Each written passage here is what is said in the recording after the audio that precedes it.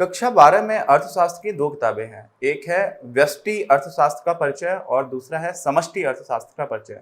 अब व्यष्टि और समष्टि में कंफ्यूज ना हो तो इसको ध्यान रखने के लिए हमारे एक पूर्व प्रधानमंत्री थे श्री अटल बिहारी वाजपेयी। उनकी कविता है और उसकी कविता में एक लाइन आती है। उनकी कविता में जो पंक्ति आती है वो कुछ ऐसी है, मैं तो समष्टि के लिए व्यष्टि का कर सकता बलिदान अब है। मतलब समष्टि के लिए व्यष्टि का बलिदान कर सकते हो, तो समष्टि के लिए अगर व्यष्टि का कोई बलिदान करेगा इसका मतलब ऐसा तो नहीं होगा समष्टि मतलब कुछ बड़ा होगा जिसके लिए किसी छोटी चीज को बलिदान किया जाएगा, है ना। तो व्यष्टि जो है वो, जब हम बात करते हैं व्यष्टि अर्थशास्त्र की तो किसी इकाई की बात की जा रही होती है। इकाई का क्या मतलब होता है यहाँ पर? इकाई का मतलब ऐसा होता है कि कोई भी ऐसा प्लेयर, इंग्लिश में उसको प्लेयर भी बोलते हैं, जो भी उसमें कोई रोल प्ले कर रहा है ना, जो भी हमारा आर्थिक गतिविधियां हैं उसमें रोल प्ले करने वाला कोई भी ऐसा इंस्टीट्यूशन। इकाई का मतलब सिर्फ इंसान नहीं है, कोई कंपनी भी हो सकती है जो कोई निर्णय लेने का अधिकार रखती हो। जैसे मान लीजिए मैं एक कंज्यूमर हूँ, ठीक है, तो मैं क्या करूंगा, मैं जाकर के, मुझे 10 रुपए है मेरे पास, मैं आपको अपने बचपन की कहानी सुनाता हूँ। हम लोगों को कभी कभी 1 रुपए मिलता था और 1 रुपए से कुछ कुछ टॉफी खरीदने का मन होता था, तो हम लोग हिसाब लगाते थे कि 1 रुपए में कौन सी टॉफी खरीदी जा सकती है ना। और उस 1 रुपए में टॉफी को छोड़ करके कुछ और खाने का भी कभी कभी कुछ मन करता था। तो जैसे 1 रुपए में उस समय 16 कंपट मिलते थे और साथ में 1 रुपए में हाजमोला मिलता था जिसमें 6 गोलियां निकलती थी। और हाजमोला का ही एक दूसरा कॉम्पिटिटर था जिसको पचवाला बोलते थे, उसमें 14 या 15 गोलियां निकलती थी। तो हम लोग ये सोचते थे उस टाइम पर कि हमें तो खाने के स्वाद से मतलब है, उसमें क्या है, अच्छा है खराब है, उससे तो मतलब था नहीं। तो 1 रुपए में उसको कैसे खर्च करना है, रुपए तो एक ही है।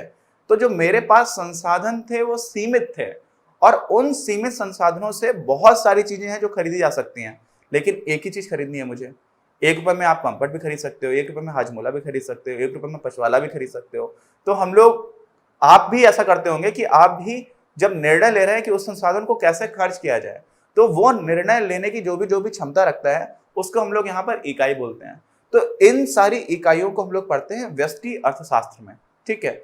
और जैसे कि कविता में था कि व्यष्टि का बलिदान किया जा सकता है समष्टि के लिए, वैसा अर्थशास्त्र में नहीं है। वैसा इसलिए नहीं है क्योंकि व्यष्टि को मिला करके ही वहां पर समष्टि बन रहा है, ठीक है। लेकिन समष्टि को पढ़ने का जो अलग कारण है वो जो हम समष्टि अर्थशास्त्र की बात करेंगे तो उसमें हम लोग ठीक से डिटेल में देखेंगे। लेकिन अभी के लिए समष्टि आप ऐसे समझ लीजिए कि बहुत सारी वस्तुएं हैं और बहुत सारी सेवाएं हैं, वो कई बार एक ही दिशा में काम कर रही होती है। जैसे कोई भी आर्थिक परिवर्तन हुआ, आर्थिक परिवर्तन किस तरह का हो सकता है? मान लीजिए किसी देश में युद्ध हो जाए तो उस देश पे आर्थिक हमला हो रहा है, आर्थिक हमला भी हो रहा होता है क्योंकि उसका काफी बड़ा संसाधन जाने लग जाता है किसमें, युद्ध को लड़ने में। साथ में हो सकता है उसकी कई सेवाएं बाधित हो जाए इस वजह से। ऐसे ही दूसरा आर्थिक परिवर्तन है जिसमें जो हमारी केंद्रीय बैंक है, हमारी केंद्रीय बैंक कौन सी है? RBI, reserve bank of India. वो कुछ कुछ ब्याज दरों में परिवर्तन कर सकती है। आप शायद अखबारों में पढ़ते होंगे कि रेपो दर में कटौती की गई, खासतौर से जब किसी भी अर्थव्यवस्था में इकोनॉमिक स्लो डाउन हो रहा होता है, मतलब अर्थव्यवस्था के विकास की गति धीमी हो रही होती है, उस समय पर आरबीआई रेपो रेट की दर को कम कर देता है। वो क्यों कम करता है ये हम आगे पढ़ेंगे, ठीक है। तो आज हमें करना क्या है, एक सामान्य अर्थव्यवस्था जो है उसमें क्या क्या होता है, क्या क्या नहीं होता है, इसी को अपने इस वीडियो में हम जानेंगे। आप ऐसे सोचिए कि आप जिस दिन घर पे सुबह सुबह उठे तो सुबह सुबह उठने से लेकर के रात सोने तक आप सोचिए कि आपको कितनी सारी वस्तुओं और सेवाओं की जरूरत पड़ती है। आप सुबह उठे, सबसे पहले आपको टूथपेस्ट की जरूरत पड़ी, है ना, आपको ब्रश करना है, या फिर दंत मंजन की जरूरत पड़ी क्योंकि आपके पास दांत को मांजने के लिए कुछ तो होना चाहिए, दांत साफ करने के लिए। तो वो भी कोई ऐसी वस्तु थी जो आपने नहीं बनाई थी, है ना। आपके घर में भी हो सकता है किसी ने ना बनाई हो, आप उसको बाजार से लेकर के आए थे। उसके बाद फिर क्या हुआ, आप नाश्ता करने जा रहे हैं, तो हो सकता है नाश्ते के लिए आपके यहाँ घर पे रोटी बन रही हो, गेहूं के आटे की जरूरत हो। तो अगर गेहूं आपके घर में हो भी रहा है, मान लीजिए बहुत सारे हमारे देश में आज भी किसान हैं जिनके घर में गेहूं होता है, लेकिन उस गेहूं को पिसाने के लिए आप किसी दुकान पर गए थे, है ना। तो इस तरह से हमारा जो जीवन है वो बहुत सारी वस्तुओं और सेवाओं से घिरा हुआ है और हमें कदम कदम पर किसी ना किसी तरह की वस्तु और सेवा की जरूरत पड़ती है।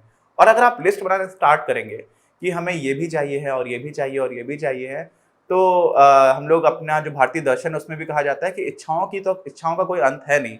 और अगर इच्छाओं का अंत नहीं है तो उन इच्छाओं को पूरी करने वाली वस्तुओं और सेवाओं की लिस्ट अगर आप बनाएंगे तो उनका भी अंत नहीं होगा। लेकिन उन सेवाओं, उन वस्तुओं को ले पाने के लिए जिन संसाधनों की आवश्यकता है, मेन आज के टर्म्स में कहा जा सकता है कि पैसे की जो जरूरत है वो सारे लोगों के पास बहुत सीमित है। बाकी रिसोर्सेज भी होते हैं, सिर्फ पैसा ही एकमात्र रिसोर्स नहीं है, बाकी रिसोर्सेज पे होते हैं। कई बार ऐसा है कि आपकी इच्छा है लेकिन आपके पास उतना समय नहीं है।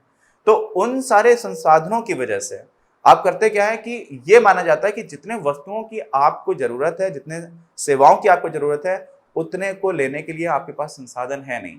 और ऐसा नहीं है कि कोई बहुत अमीर आदमी है उसके पास सब कुछ लेने के संसाधन होंगे, किसी भी इंसान के पास नहीं हो सकते हैं। जिस जिस तरह की भी वस्तु या फिर संसाधन की आवश्यकता है, सेवाओं की आवश्यकता है किसी को भी, वो सारी की सारी नहीं ले सकता है बहुत सारे संसाधनों में कमी की वजह से। और ये हमारे अर्थशास्त्र का एक फंडामेंटल अजम्पशन है ना।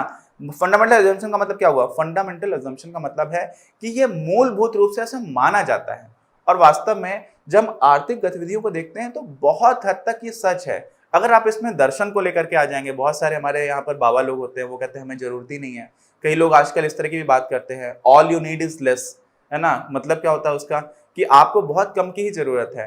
वो गाना था ना अपने आप, थोड़ा है थोड़े की जरूरत है। तो अगर आप दर्शन से देखना स्टार्ट करेंगे तो फिर आपको ये थोड़ा सा अजीब लग सकता है, लेकिन आर्थिक रूप से अगर आप देखेंगे तो आपको समझ में आएगा कि जितने भी संसाधन हमारे पास हैं उससे कहीं ज्यादा हमारी आवश्यकताएं हैं। और इस वजह से पहला एक बहुत ही महत्वपूर्ण फंडामेंटल अजम्पशन जो इकोनॉमिक्स का बनता है वो बनता है स्कैर्सिटी ऑफ रिसोर्सेस, मतलब संसाधनों की कमी। और ये सभी के साथ होती है। अब एक उदाहरण हमारी किताब में दिया गया है जिसमें हम किसी किसान के परिवार की बात करते हैं। ध्यान रखिएगा, यहाँ पर सिर्फ एक किसान की बात नहीं कर रहे हैं, उसके परिवार की बात कर रहे हैं। तो उस किसान के पास क्या क्या संसाधन हो सकते हैं? थोड़ी सी जमीन हो सकती है जहां पर वो खेती करता है, बैलों का एक जोड़ा हो सकता है, थोड़ा हल हो सकता है, और इस तरह के जो भी टूल्स यानी कि जिन जिन औजारों की इनकी जरूरत पड़ती है खेती करने के लिए, वो सारे हो सकते हैं। और उसके साथ में उसके परिवार में कुछ लोग हो सकते हैं जो वहां पर आर्थिक रूप से कुछ ऐसा काम कर रहे हो जिसकी आर्थिक वैल्यू हो। मतलब ये है, जैसे मान लीजिए मेरे घर में मेरी मम्मी रोटी बना रही हैं, तो वो जो रोटी बना रही हैं उसके लिए उनको मैं कोई पैसे नहीं दे रहा हूं। तो उनकी जो मेहनत है, अर्थशास्त्र में उसको श्रम नहीं बोलते हैं। श्रम अर्थशास्त्र में उसको बोला जाता है जब आप कोई भी ऐसा काम कर रहे हैं जिसके बदले में आपको पैसा मिल रहा हो, मतलब वो मार्केटेबल हो। मार्केटेबल का मतलब समझ रहे हैं? बाजार में जिसको खरीदा या बेचा जा सके। तो जो किसान का परिवार है उसमें बहुत सारी ऐसी गतिविधियां हो रही होंगी, बहुत सारे लोग ऐसा काम कर रहे होंगे जो आपस में घर में ही खर्च हो जा रहा है। लेकिन वही लोग, किसान के परिवार के कई लोग ऐसे होंगे जो खेत में काम करते होंगे, और उनके खेत में काम करने की वजह से काफी जो भी पैदावार हो रही है उनकी, उसको बाजार में बेचा जा सकता है। तो इस वजह से उस किसान परिवार के पास एक तरह से श्रम का भी एक संसाधन है, क्योंकि वहां पर श्रम करने वाले लोग मौजूद हैं। तो ये सारे उसके पास संसाधन हैं। लेकिन क्या इस सारे संसाधनों से उसकी सारी आवश्यकताएं पूरी हो सकती हैं? नहीं हो सकती हैं। यही हम लोगों ने अभी थोड़ी देर पहले बात की थी। इसी तरह से मान लीजिए कि कोई टीचर है, जैसे मैं मान लीजिए एक टीचर हूँ, तो जो अध्यापक है उसके पास तो, जैसे किसान के पास क्या क्या था, हल था या कुछ ऐसे संसाधन थे, बैलों की जोड़ी थी। लेकिन टीचर के पास तो हो सकता है कुछ भी ना हो। अभी जैसे मैं खड़े होकर के बता रहा हूँ तो निश्चित रूप से कुछ संसाधन है, तभी मैं आप तक अपनी बात पहुंचा पा रहा हूँ। लेकिन हो सकता है कि मैं गाँव में बैठा हूँ या कहीं पर मेरे सामने कुछ बच्चे आ गए, तो मैं उनसे बात करके भी उनको कुछ चीजें समझा सकता हूँ। तो वैसी स्थिति में मेरे पास कोई ऐसा संसाधन नहीं है सिवाय मेरे उस स्किल के। स्किल इंडिया एक प्रोग्राम चल रहा है भारत सरकार का, आपने सुना होगा उसके बारे में। स्किल का मतलब क्या होता है कि आपके पास कोई एक कौशल है, और उस कौशल को भी एक तरह का संसाधन कहा जाता है। और आपको सच्चाई बताऊं, आज हमारे देश में या पूरी दुनिया में जो अर्थव्यवस्था है उसमें कौशल का बहुत महत्व है। पहले कहा जाता था कि जो आर्थिक जो भी पैसा है पूरी दुनिया का, उसको सोने से तुलना की जाती थी कि सोना बहुत है तो बहुत पैसा है। आज जो पैसा माना जाता है वो हमारे वैज्ञानिकों के दिमाग का पैसा है। वो हमारे यहाँ पर जो, अभी सब लोग हॉलीवुड को जानते हैं पूरी दुनिया में। हॉलीवुड क्या है? कुछ ऐसे डायरेक्टर्स हैं, कुछ ऐसे स्टोरी राइटर्स हैं, कहानी लिखने वाले लोग हैं, अच्छी एक्टिंग करने वाले लोग हैं, उन लोगों का एक ग्रुप है। और वो लोग अपनी कुछ मूवी बनाते हैं और पूरी दुनिया में चलती है। वो हमारे भारत में बहुत सारे ऐसे लोग हैं जो इंग्लिश बहुत अच्छे से नहीं समझते हैं, तो वही मूवी उन्होंने जो बनाया है वो देखने के लिए पैसे देते हैं और उसको हिंदी या किसी दूसरी भाषा में भी देखते हैं। तो आजकल जो पैसा चल रहा है ना, वो आपके कौशल के दम पर चल रहा है, और इसीलिए कौशल का इतना ज्यादा महत्व है।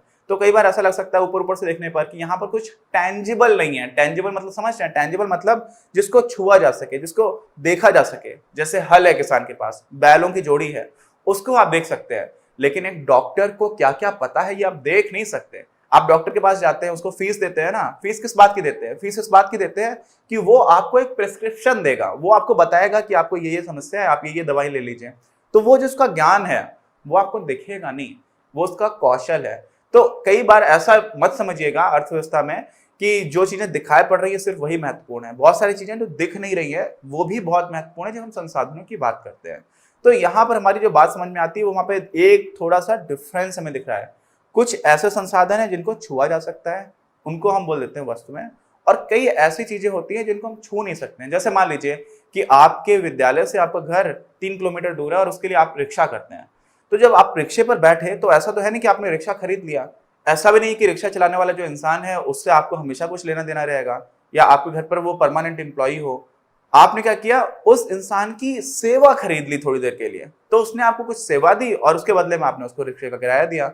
तो कई बार ऐसा होता है कि हम अपनी अर्थव्यवस्था में जो भी हमारी आवश्यकताएं हैं उनको दो तरह से पूरा होता हुआ देखते हैं। ये बहुत ही महत्वपूर्ण है, इसलिए मैं इसको इतना धीरे धीरे धीरे करके आराम से बता रहा हूँ। एक होती है वस्तुएं और एक होती है सेवाएं। वस्तुएं ऐसी होती है जिनको आप छू सकते हो, महसूस कर सकते हो। जैसे आपने बिस्किट खाया तो बिस्किट एक वस्तु हो गई, आपने जूते पहने, जूता एक वस्तु हो गई। लेकिन आपको अपने घर से अपनी नानी के घर ट्रेन से जाना है, तो जब ट्रेन से आपने जो यात्रा की उसमें आपने कुछ खरीदा नहीं, कोई वस्तु नहीं खरीदी, आपने वहां पर एक सेवा खरीदी है। तो डॉक्टर के पास जाना, किसी अध्यापक के पास जाना, यात्रा करना, ये सारी क्या है, ये सारी की सारी क्या है, ये सेवाएं हैं। अब इसका मैं आपको एक बहुत शानदार उदाहरण देता हूँ। तो हमारे देश में एक अभिनेता है राहुल बोस, वो एक होटल में गए, 5 स्टार होटल में रुके हुए थे। तो उन्होंने 2 केले मंगवाए और उन 2 केले को जब उन्होंने बिल देखा तो उसमें कुछ 700-800 रुपए कुछ ऐसा बिल था, मुझे एग्जैक्टली याद नहीं, बट 500-600 रुपए के आसपास 2 केले की कीमत थी। तो उन्होंने ये चीज अपने ट्विटर अकाउंट पर डाल दी। तो जब उन्होंने ट्विटर पर ये डाल दिया तो उस पर पूरे देश में बहस होने लगी और जो होटल था उसके ऊपर एक फाइन भी लगाया गया कि आप 2 केले इतना महंगा कैसे चार्ज कर सकते हो, और उसमें हमारे जीएसटी और इस तरह की बहुत सारी चीजें लगती हैं। तो जीएसटी लगने में भी हमारे देश में थोड़ी कठिन हो सकता है, लेकिन आप समझेंगे तो आपको इंटरेस्टिंग भी लगेगा, चीजें समझ में भी आएंगी। होता क्या है कि केले या जो चीजें एकदम रॉ मटेरियल है, रॉ मटेरियल मतलब जो कच्चा माल है, जैसे केला है, जो सीधी सीधी उपज है, उसके ऊपर हमारे देश में भी जीएसटी नहीं लगता है ना, क्योंकि केले तो जमीन से हो रहे हैं और मुख्य रूप से किसान उगा रहे हैं। लेकिन वहां पर उन्होंने उस पर जीएसटी भी लगाया हुआ था। तो बहस जब होती रही तो जो होटल्स की एसोसिएशन है, पूरे देश में जितने भी होटल्स उनको मिला करके उनका प्रतिनिधित्व करने वाले जो लोग हैं, उन्होंने बोला देखिए, आप किसी दुकान से जब केले खरीद रहे हैं तो आप एक वस्तु खरीद रहे हैं, लेकिन वही केले जब आप किसी होटल में खरीद रहे हैं तो आप एक वस्तु नहीं खरीद रहे हैं, आप एक अनुभव खरीद रहे हैं, आप एक एक्सपीरियंस खरीद रहे हैं। तो वहां पर वो सर्विस है, इसलिए उस पर सर्विस वाला 18% का जो जीएसटी लगता है वो भी लगेगा। और साथ में वो सिर्फ 2 केले नहीं है, आपको आसपास जो होटल का माहौल है, जो उन्होंने होटल एक तरह से अच्छा बनाने की कोशिश की है, वहां पर आपको जिम भी है, म्यूजिक भी चल रहा है। तो इन सारी चीजों की वजह से उनका ऐसा कहना था कि आप एक सेवा खरीद रहे हैं, समझ रहे हैं ना। तो एक ही चीज को यहाँ पर आप सोचेंगे कि अरे ये तो केले थे, ये तो वस्तु है, लेकिन उसको कैसे कैसे, जैसे आप समझ लीजिए ना, कई बार हम लोग किसी अच्छे होटल में खाना खाने जाते हैं, किसी रेस्टोरेंट में खाना खाने जाते हैं, तो वहां पर वो खाना बहुत महंगा पड़ता है। अब उस खाने को बनाने की जो कीमत है वो तो इतनी ज्यादा नहीं है, लेकिन वहां पर आपके पास एक वेटर खड़ा रहेगा, वो आकर के बोलेगा कि सर आपको क्या चाहिए, है ना। तो वहां पर हो क्या जाता है कि वो सिर्फ वस्तु नहीं हो रही होती है, वहां पर वस्तु के साथ साथ सेवा बड़ा महत्वपूर्ण हो जाती है। तो इस तरह का डिस्टिंक्शन भी कई बार हमें करना पड़ जाता है। लेकिन अभी के लिए आप समझ लीजिए, सिंप्लिसिटी के लिए, आसानी के लिए, कि वस्तु कोई ऐसी चीज है जिसको आप छू करके देख सकते हो, छुआ है, उसको महसूस कर पा रहे हो, आप उसको कंज्यूम कर पा रहे हो, वो टेंजिबल है। और सेवा ऐसा है जिसको आप उस तरह से कंज्यूम नहीं कर रहे हो, उसका भी आप खपत कर रहे हो, उसका भी उपभोग कर रहे हो, लेकिन उसको डायरेक्टली छुआ नहीं जा रहा है। तो ये एक बहुत महत्वपूर्ण कॉन्सेप्ट है जो आप सभी को ठीक से समझ में आना चाहिए। अगर आपको ये वीडियो पसंद आया तो प्लीज इसे अपने दोस्तों के साथ शेयर करें, लाइक करें, आपके अपने चैनल अपनी क्लास को सब्सक्राइब करें और बेल आइकन को प्रेस करना ना भूलें। Thank you very much, have a nice day.